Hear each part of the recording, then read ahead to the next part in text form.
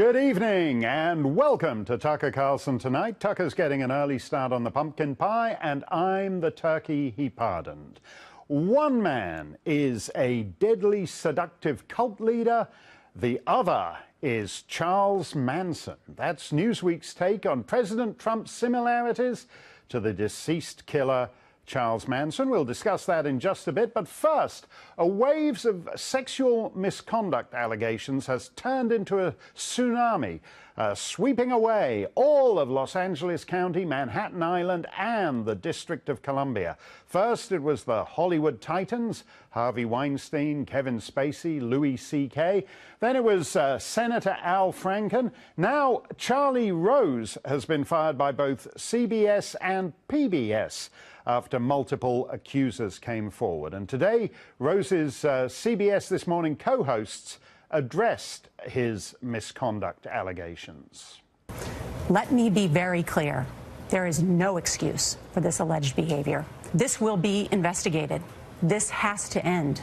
This behavior is wrong. Both my son and my daughter called me. Oprah called me and said, "Are you okay?" I am not okay. After reading that article in the Post, it was deeply disturbing, troubling, and painful for me to read. What do you say when someone that you deeply care about has done something that is so horrible? Meanwhile, in Washington, even Nancy Pelosi says Democrat Congressman John Conyers must face an ethics investigation for allegedly harassing numerous women on his staff. We'd be remiss, by the way, if we didn't revisit what our old friend Maxine Waters once had to say about Conyers. You know, there is a member of Congress who has been supportive of women for many, many years. He is quiet, he is confident, he is powerful, but he has impeccable integrity on all of our issues. Give John Conyers a big round of applause. Yeah. Give him a big hand and he'll put his big hand all over you. Across the country, it's one Democrat after another now. The chair of the Florida Democratic Party has resigned over misconduct. In New York, a woman says former Democrat Assemblyman Sam Hoyt sent her nude photos and threatened to have her fired if she resisted his advances. In her lawsuit, the woman says Governor Andrew Cuomo's administration ignored her complaints. And in California, the Disney animation head and longtime Democratic donor John Lasseter is taking a leave of absence after acknowledging his own, quote, missteps. It must come as a shock to those who still fancy Democrats the, quote, party of women. Roy Moore's starting to look kind of lonely as an accused person on the political right.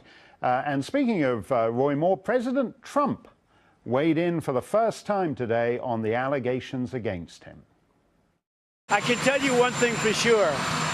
We don't need a liberal person in there, a Democrat. He denies it. Look, he denies it. I mean, if you look at what is really going on and you look at all the things that have happened over the last 48 hours, he totally denies it. He says it didn't happen. And, you know, you have to listen to him also. You're talking about, he said 40 years ago this did not happen.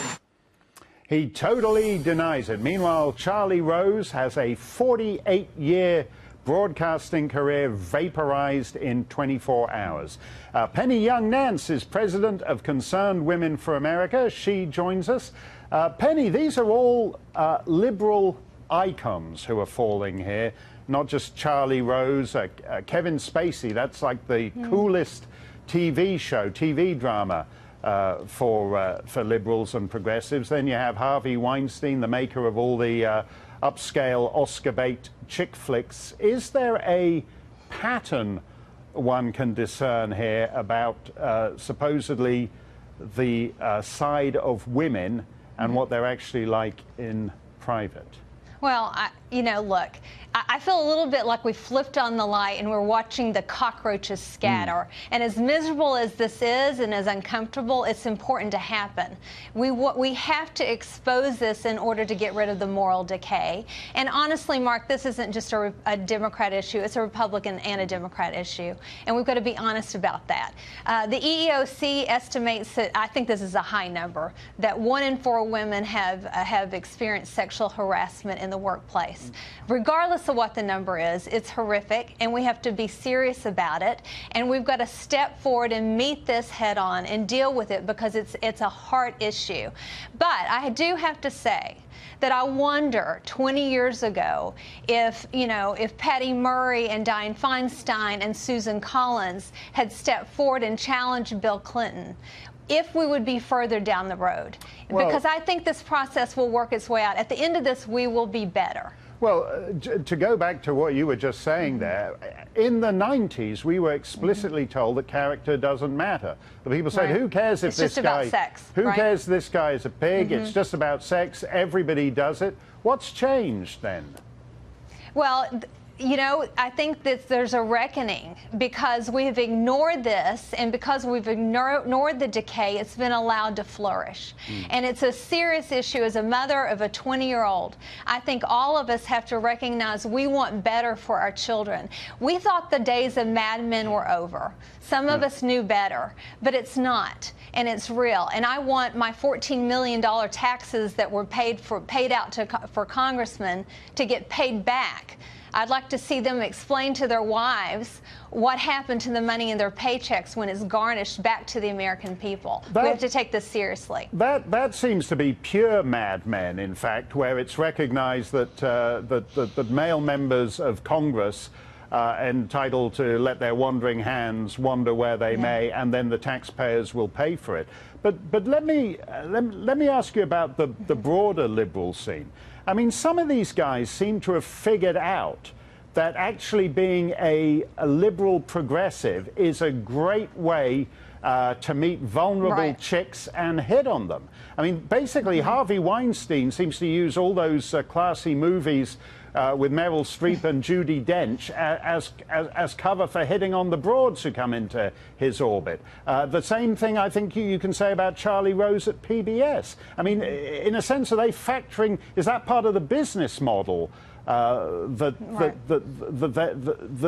actually where you go to meet the kind of women you can prey on. Well, I don't know why that they allowed Harvey Weinstein to be at the Women's March backstage with women that he had assaulted.